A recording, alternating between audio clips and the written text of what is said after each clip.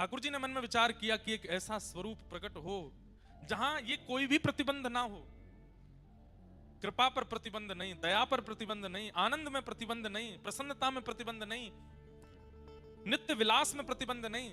तब ठाकुर जी के हृदय का जो ये आह्लाद है यही घनीभूत रूप धारण हुआ। और ठाकुर जी ने जैसे ही स्वयं को प्रतिबिंब में देखा उस समय, तभी देखा तप्त कांचन गौरांगी श्री राधे वृंदावनेश्वरी, सामने प्रतिबिंब में किशोरी जी दिखने लगी। ठाकुर जी ने वही स्वरूप वहीं स्थिर कर दिया और श्री वृषभानु गोप के यहाँ बरसाने में ठाकुर जी का ही प्रतिबिंब स्वरूप, ठाकुर जी का ही आनंद स्वरूप, ठाकुर जी का ही दया कृपा करुणा और आह्लादनीय स्वरूप श्री राधा रानी का प्रादुर्भाव हो गया, श्री किशोरी जी प्रकट हो गए। इसलिए हमारे व्रज में इतना कहते हैं कि किशोरी जी कृपा बहुत करती हैं, ठाकुर जी कृपा कम करते हैं। नहीं, ठाकुर जी पुरुष हैं और पुरुष रूप में होते हुए विश्व के अधिष्ठाता, इसलिए उनको थोड़ा कहीं न कहीं अपने आप को छुपाना पड़ता है। अब किशोरी जी और ठाकुर जी मन में विचार करें, रसिक जनन को सुख देवे काजे, हम आप जैसे भक्तन को सुख देवे के काजे कुछ लीला संवरण होना चाहिए। तो जैसे ही किशोरी जी और ठाकुर जी ने विचार किया लीला संवरण का, इतने में ही किशोरी जी के श्री अंग से ही अष्ट सखियां प्रकट हो गईं, जिनमें श्री ललिता जी, विशाखा जी, तुंग विद्या, चंपक लता आदि आदि सखियां प्रकट हुई। बहुत ध्यान से सुनिए सब लोग। अब तब विचार हुआ कि ब्रह्मा की बनाई हुई सृष्टि में तो हम लीला करेंगे नहीं, सबको अधिकार थोड़ी है इस लीला के दर्शन का।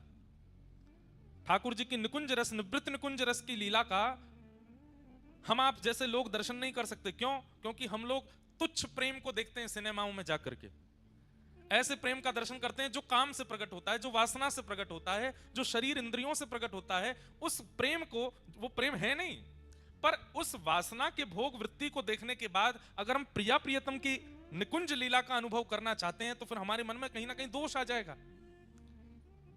इसलिए किशोरी जी ने विचार किया एक ऐसी पृष्ठभूमि हो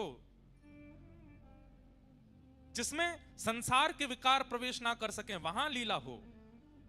तब किशोरी जी के चित्त से श्री वृंदा महारानी प्रकट हुई। बोलो वृंदा महारानी की जय। वृंदा महारानी प्रकट हुई, वृंदा महारानी प्रकट हुई किशोरी जी के चित्त। अच्छा, ठाकुर जी और किशोरी जी जो विचार करते हैं वो प्रकट होता चला जाता है। ठाकुर जी विचार करें कि यहां सुंदर पर्वत श्रृंखला हो तो पर्वत प्रकट हो जाते हैं। ठाकुर जी सोचें कि यहां पे या वृक्ष में सेब लग जाए तो वो बबूल को वृक्ष हो, वहां में वो सेब लग जाएगा।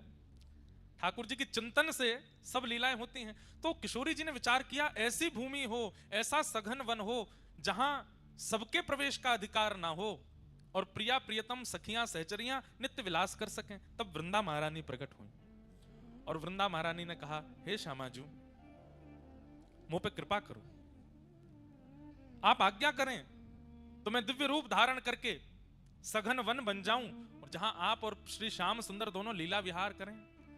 तब श्री नित्य गोलोक धाम में श्री वृंदा महारानी ही निकुंज वन के रूप में प्रकट हो गई, जहां प्रिया प्रियतम विहार करते हैं। जैसे ही ठाकुर जी को बैठे हुए को मन है जाए तो सुंदर सी एक शिला बनकर के वृंदा महारानी आ जाती हैं, ठाकुर जी बैठ जाते हैं। ठाकुर जी को धूप लगे तो श्री वृंदा महारानी निकुंज बनकर के ठाकुर जी के सामने आ जाती हैं, प्रिया जी की सेवा में आती हैं।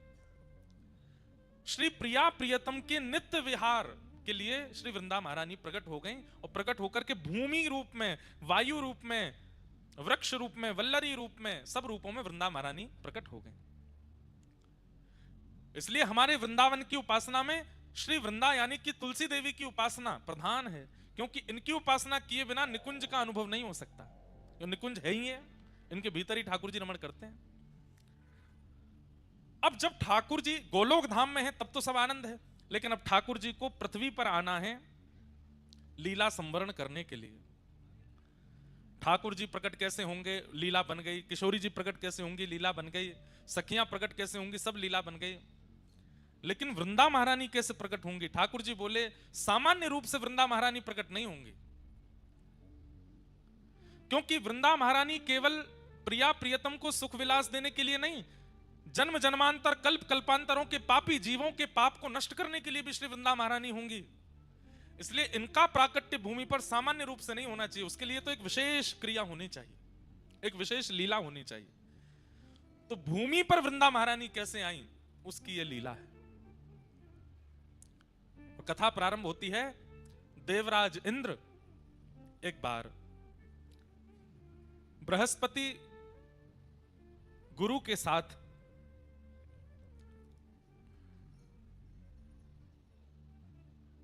महादेव के दर्शन के लिए प्रस्थान करते हैं। देवादिदेव महादेव के दर्शन के लिए इंद्र जा रहे हैं और तभी महादेव ने मन में विचार किया कि हमारे दर्शन के लिए देवराज इंद्र आ रहा है, गुरु बृहस्पति के साथ आ रहा है, इसकी परीक्षा लेनी चाहिए, ये हमारे दर्शन का अधिकारी है कि नहीं। और उसी परीक्षण के रूप में महादेव ने शिवगण का रूप धारण किया और बीच मार्ग में आकर के इंद्र की परीक्षा लेने लगे, रोक लिया मार्ग। देवराज हैं इंद्र, तो जा रहे हैं गुमान में कि हम तो देवताओं के राजा हैं, हमको कौन रोकेगा। तभी शिवगण के रूप में स्वयं शिवजी ही आए और आकर के मार्ग रोक दिया। बोले कहां जा रहे हैं, कौन हैं आप अपना परिचय दीजिए। शिवगण ने पूछा, शिवगण तो नहीं थे, शिवजी थे, वो तुम कौन हो। तो इंद्र बोला मुझे नहीं जानते तुम। बोले हम तो नहीं जानते। ऐसा है सुनो, मेरे आंखों के आगे से चले जाओ और तप करो, तप करके कोई देवता प्रकट हो तो उससे पूछ लेना मैं कौन हूं, मैं अपना परिचय दूंगा तुमको। शिवगण बोले ऐसे कौन हो तुम भैया जिसके लिए हमको तप करना पड़ेगा। बोले वही तो, तप करके पता चलेगा कि मैं कौन हूं। अब सुनो, मेरा समय बर्बाद मत करो, सामने से हटो। यहां इंद्र जिद करने लगा आगे बढ़ने की। शिवगण बोले जब तक परिचय नहीं दोगे आगे नहीं जाने दूंगा। इंद्र बोला मुझे भी सौगंध है अपने स्वर्ग की कि मैं परिचय नहीं दूंगा अपना। शिवगण बोले मुझे भी अपने गणत्व की सौगंध है, मैं तुझे आगे नहीं जाने दूंगा जब तक तू बताएगा नहीं। बस यही कहा सुनी हो गई। जैसे ही इंद्र ने अपना अस्त्र निकाला और अस्त्र निकाल करके जैसे ही शिवगण के ऊपर प्रहार करने लगा, शिवगण तो अंतर ध्यान हो गया, साक्षात देवादिदेव क्रोध में प्रकट हो गए सामने। तीसरा नेत्र तमतमाने लगा, खुलने के लिए तैयार। इंद्र के हाथ पांव कांपे, ये क्या हुआ है। ये शिवगण के रूप में साक्षात शिवजी आए थे। चरणों में दंडवत हो गया। शंकर जी बोले तुझे जीवित नहीं छोड़ूंगा मैं, इतना अभिमान अपनी पदवी का। अरे तू मेरे दर्शन क्या करेगा, तू मेरे गणों से ऐसा व्यवहार कर रहा है, तू मेरे दर्शन का अधिकारी है। तब इंद्र ने अपने गुरुदेव, इसीलिए गुरु होने जरूरी हैं। कई बार शिष्य की नैया डूब रही हो तो गुरु जी बचा लेते हैं। गुरु बृहस्पति ने महादेव से कहा, गुरुदेव हे देवादिदेव, ये तो सामान, आप तो जानते हैं इंद्र कैसा है, क्रोध मत कीजिए। 33 कोटि देवताओं के ऊपर इसका राज है, अगर इसे कुछ हो गया तो फिर स्वर्ग देव राजा विहीन हो जाएगा, दैत्य चढ़ाई कर देंगे। हे महादेव आप कृपा करो। तो महादेव का श्वास थोड़ी सी कम पड़ी और जैसे तैसे करके बोले गुरु की वजह से बच रहा है तू, नहीं तो आज तेरे प्राण पखेरु उड़ जाते। बृहस्पति बोले आप बस शांत हो जाओ, आप कुछ कहो मत। महादेव बोले कि अब मैं तो कुछ नहीं कहूंगा, लेकिन जो मेरे अंदर क्रोध प्रकट हो गया है वो बिना निकले मानेगा नहीं, उसे कहां भेजूं। बोले महाराज पृथ्वी में भेज देंगे तो प्रलय आ जाएगा, आकाश में डाल देंगे तो आकाश का भेदन हो जाएगा, लोक सब नष्ट हो जाएंगे। अथाह स्वरूप समुद्र का है, आप समुद्र में अपने क्रोध को विसर्जित कर दीजिए। तब महादेव ने अपना तीसरा नेत्र खोल करके उस प्रकट क्रोध को समुद्र में विलीन किया। समुद्र भी उस क्रोध के तेज को सह नहीं पा रहा था। भूचाल आ रहे थे, ज्वार भाटा आ रहा था, उष्ण हो गया समुद्र का जल। तब समुद्र ने भी प्रार्थना की, बोले महादेव आपके क्रोध को हम भी सहन नहीं कर पा रहे हैं, अब क्या करें इसका। तो बोले इसको फिर किसी एक रूप में प्रकट करके पृथ्वी पर इसको भेज दो। तब महादेव का वह क्रोध जो समुद्र भी सहन नहीं कर पाया, उसी ने एक रूप धारण किया और समुद्र से उसका प्रादुर्भाव हुआ, वही हुआ जलंधर। जलंधर इतना खतरनाक था कि महाराज देवता दैत्य सब थरथर कांपते थे उससे। महादेव का क्रोध है। जलंधर का विवाह हुआ वृंदा नाम की कन्या से। जलंधर वैसे ही इतना शक्तिशाली था, लेकिन वृंदा जैसी पतिव्रता पत्नी प्राप्त होने के कारण जलंधर का तेज, जलंधर का ऐश्वर्य, जलंधर का साम्राज्य और ज्यादा प्रगाढ़ होता चला गया। पतिव्रता नारी है वृंदा, अपने पति को परमेश्वर मानती है और उसके पातिव्रत के कारण जलंधर का जो बल है वो वैसे ही इतना बलवान था, लेकिन पत्नी के पातिव्रत के कारण वो और बलवान हो गया। इसलिए संसार में सबसे बड़ा व्रत यदि कोई है तो वो पातिव्रत है, पत्नी व्रत, पतिव्रत। यदि कोई व्यक्ति पतिव्रत का पालन करे, माताएं और भाई लोग पत्नी व्रत का पालन कर लें, कुछ नहीं करना, ना भूखा रहना है ना प्यास रहना, खूब चकाचक खाओ पियो आनंद करो, बस एक के ही रहो। अगर आपने ये निश्चय कर लिया तो आप संसार की किसी भी स्थिति को पार कर सकते हैं।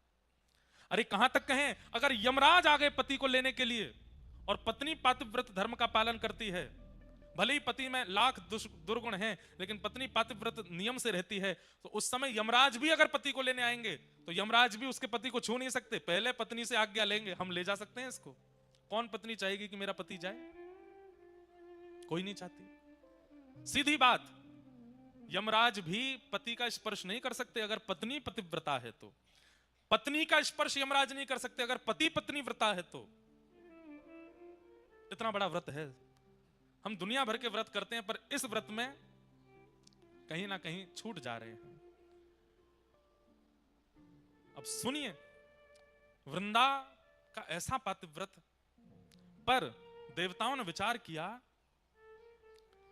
ये पतिव्रता है, ये बहुत अच्छी बात है, पर ये जानते हुए भी कि पति कितना दुष्ट है, फिर भी पत्नी पतिव्रता है।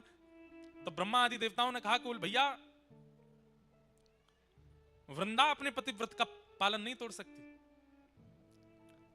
तो ब्रह्मा जी से सब देवताओं ने कहा आप जाकर के जलंधर को समझाइए, वो आए दिन देवताओं पर आक्रमण करता है, यज्ञों का विध्वंस करता है। ब्रह्मा जी बोले मैं जाता हूं। ब्रह्मा जी गए जलंधर को समझाने के लिए। जलंधर ने ब्रह्मा जी के ही गला पकड़ लिया, इतना बलवान कि चतुरानन ब्रह्मा जी का गला पकड़ लिया, चारों आंखों से आंसू निकल आए। ब्रह्मा जी हाथ छुड़ा के भागे, युद्ध छिड़ गया देवता और जलंधर के बीच में। ब्रह्मा जी हार गए। देवताओं ने जाकर के प्रार्थना की, देवादिदेव महादेव शंकर जी से बोले महाराज आप कुछ करो। महादेव बोले मुझसे ही प्रकट हुआ है वो, और अपने से प्रकट हुए को मैं कैसे नष्ट कर सकता हूं, मैं तो नष्ट नहीं करूंगा उसको। तब ब्रह्मा जी ने मन में विचार किया कि ये शिव भक्त है बहुत बड़ा, और इसके बल में कटौती तभी आएगी जब इससे कोई शिवापराध बनेगा। ये शंकर जी का अपराध करे तब इसके बल में कटौती आएगी। तो बोले क्या करें? तो नारद जी को बुलाया, नारद जी को भेज दिया, बोले जलंधर के जाकर के कैसे भी शिवापराध कराओ। नारद जी महाराज बोले अभी करते हैं। नारद जी कौन है? स्पेशल रूप से एक प्रकार से देवताओं के डायरेक्टर हैं। ऐसी संरचना करते हैं मूवी की, फिल्म की, ऐसी स्क्रिप्ट लिखते हैं महाराज, अगर देवताओं में भी कभी अवार्ड फंक्शन होता होगा तो बेस्ट डायरेक्टर अवार्ड मिलता होगा नारद जी को। सब जगह ऐसी स्क्रिप्ट तैयार करते हैं। अब क्या किया, नारद जी पहुंच गए जलंधर के पास। जलंधर ने बड़ा स्वागत किया, आइए आइए आइए नारद जी। नारद जी सबके प्यारे हैं, दैत्यों के भी प्रिय हैं, देवताओं के भी प्रिय हैं, सबको प्रिय लगते हैं।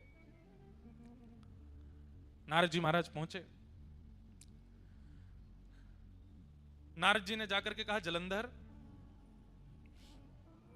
अच्छा शंकर जी भी कह चुके हैं कि मैं इसको मारूंगा नहीं, क्यों? क्योंकि मुझसे ही प्रकट हुआ है। देवताओं ने कहा कैसे भी करके इससे शिवापराध बने, और इससे शिवापराध बनेगा तो शंकर जी को आना पड़ेगा इससे युद्ध करने के लिए, और शंकर जी आएंगे तो इसका नाश निश्चित हो जाएगा। नारद जी बोले ये तो हमारे बाएं हाथ का खेल, अभी करते हैं। तुरंत पहुंच गए।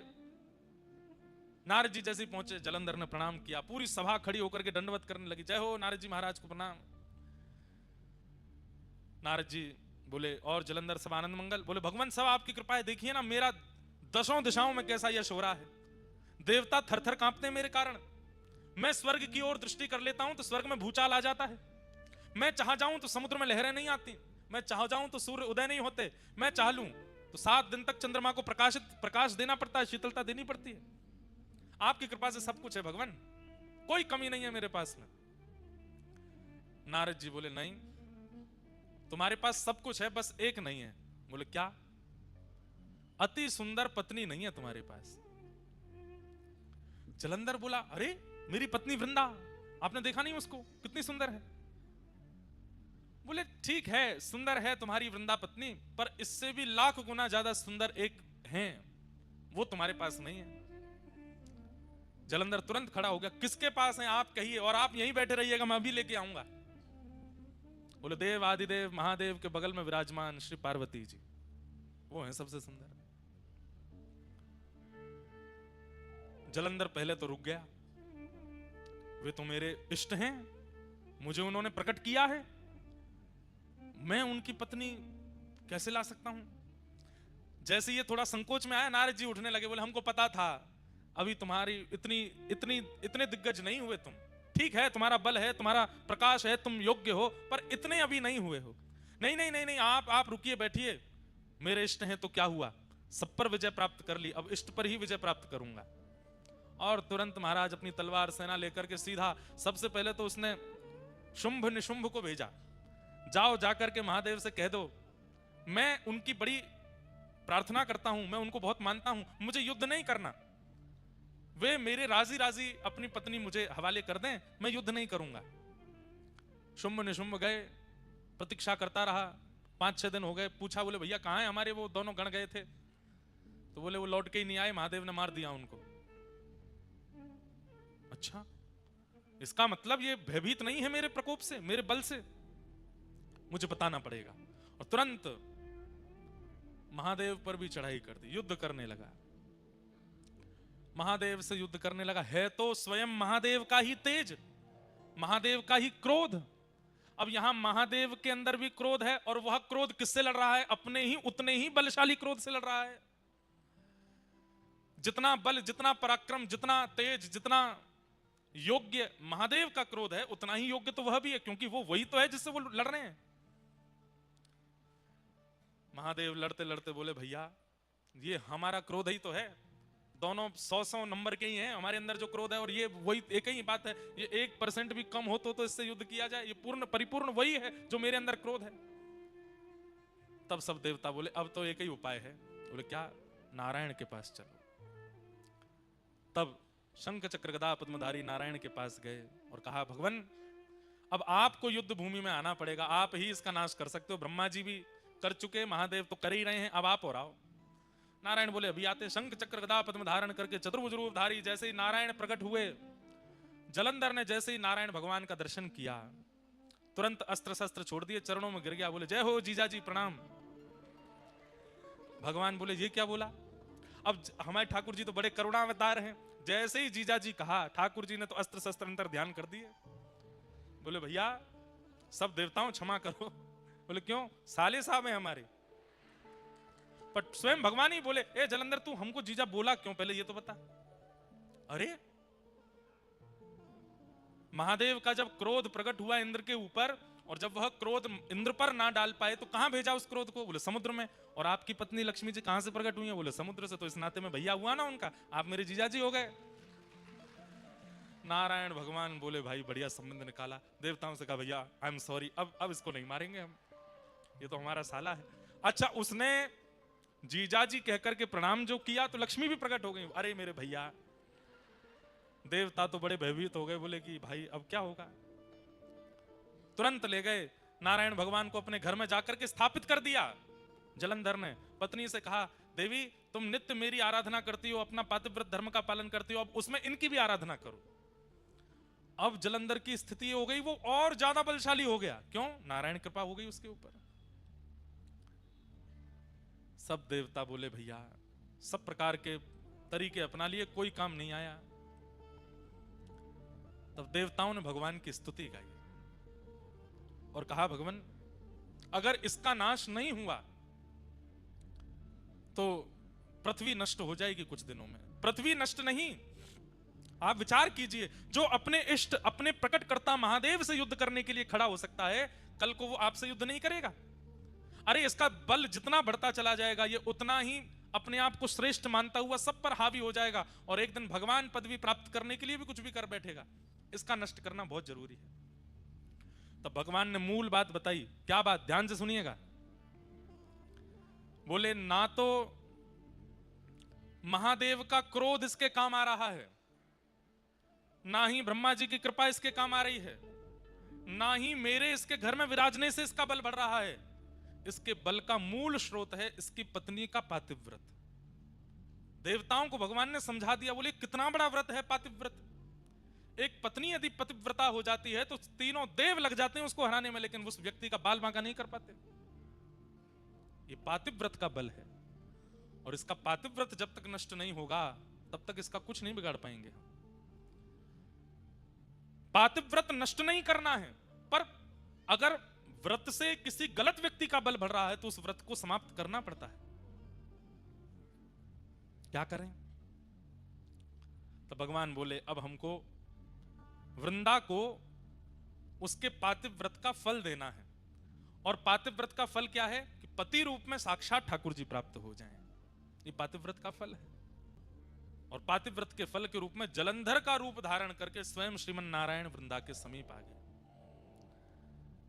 बंधुओं, ये वृंदा का पातिव्रत व्रत का फल मिला है उसको, कि सामान्य पति नहीं है, जिसके लिए मीराबाई कहती हैं ऐसे बर को बरे जो जन्मे और मर जाए, बलहारी श्री गोपाल जी, बर बर श्री गोपाल जी, जासो चुड़ लो मैं हुए जाए। श्री गोपाल जी पति बनकर के आ जाएं, ये तो मीराबाई की इच्छा है। इसके लिए मीराबाई कितनी रोई हैं, कितनी पीड़ा में रही है, तब जाकर के ठाकुर जी ने उनको वो फल दिया। आज वृंदा को वो फल क्यों दे रहे हैं? क्योंकि उसका पातिव्रत व्रत श्रेष्ठ है।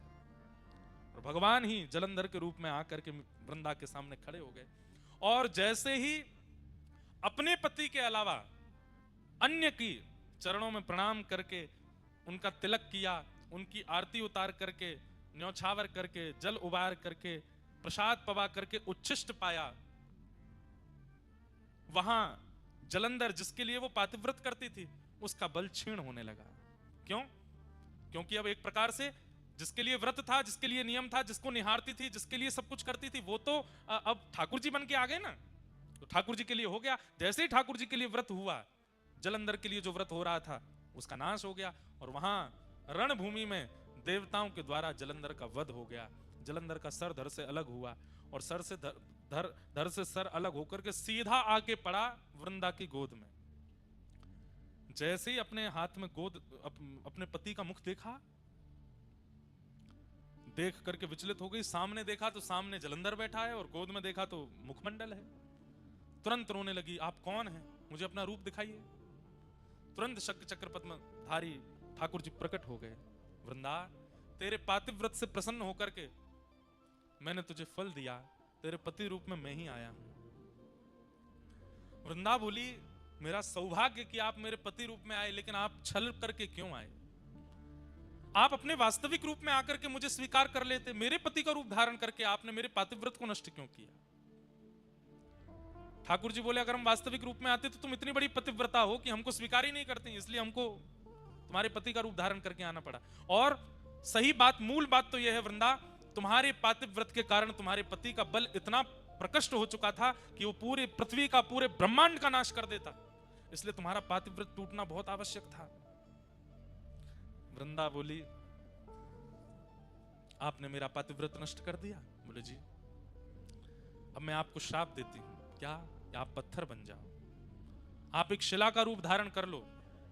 भगवान बोले, तब भी हम तुम्हें तो नहीं छोड़ेंगे, तुम भी एक तुलसी का पौधा बन जाओ। तुम संग रहोगी तो पाएंगे, तुम संग रहोगी तो बैठेंगे, तुम संग रहोगी तो पिएंगे।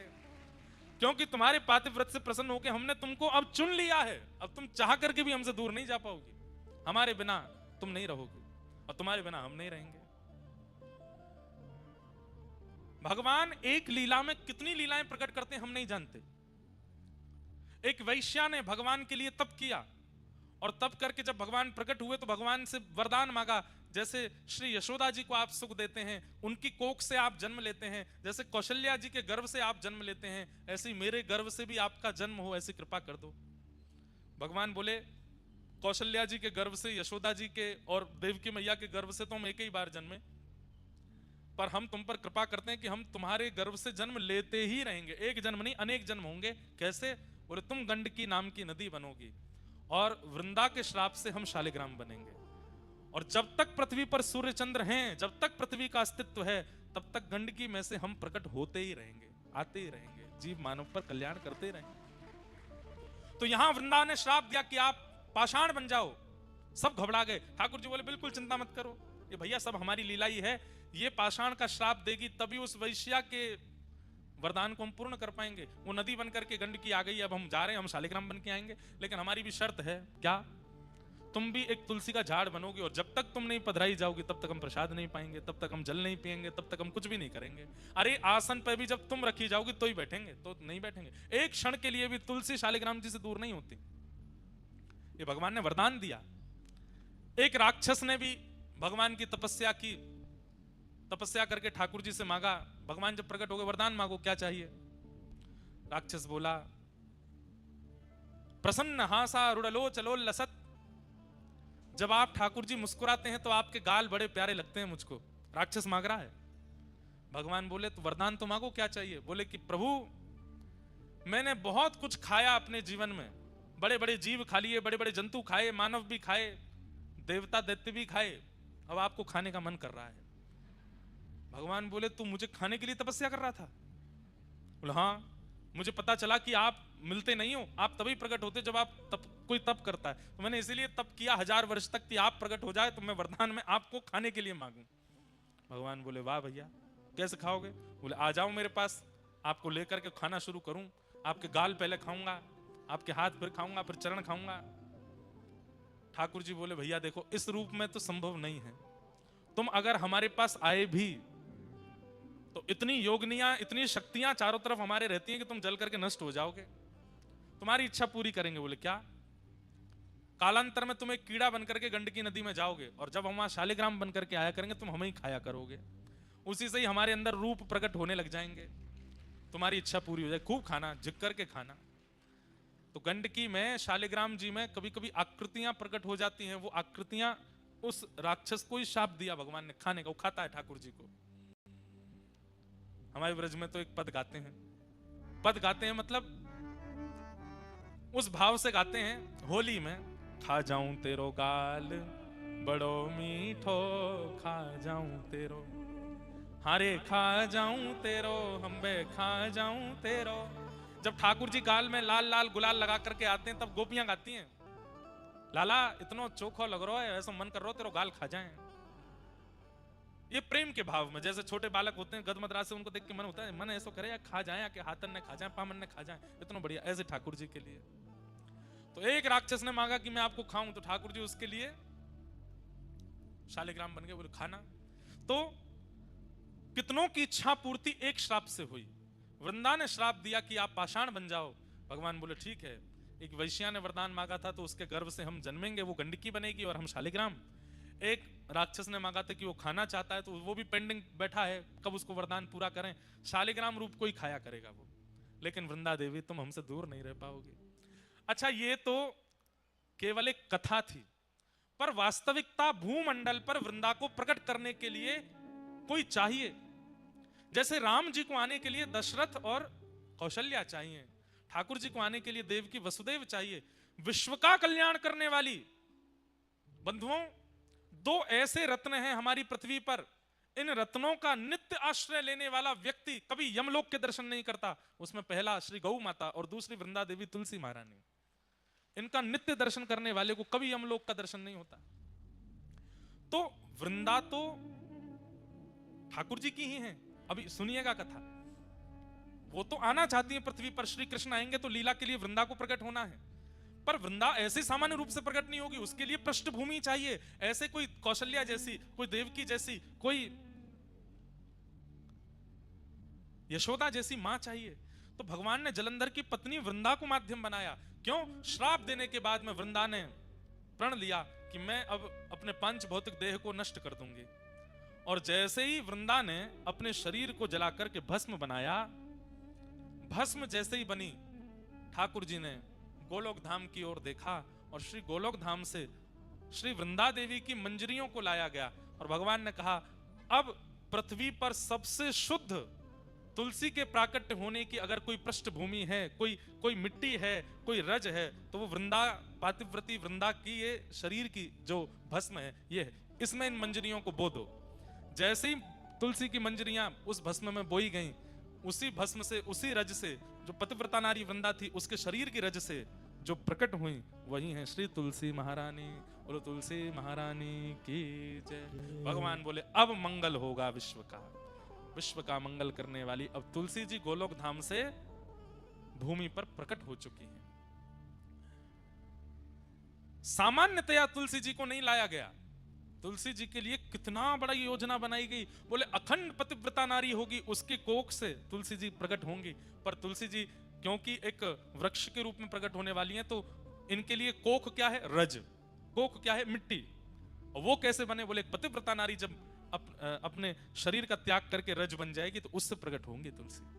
तो वृंदा जी की रज से तुलसी महारानी प्रकट हुई और तभी देवी देवता प्रकट हो गए। क्यों? नारायण भगवान तो धीरे धीरे पाषाण बन गए, शालिग्राम बन गए, और यहाँ वृंदा महारानी तुलसी जी के रूप में प्रकट हो गई।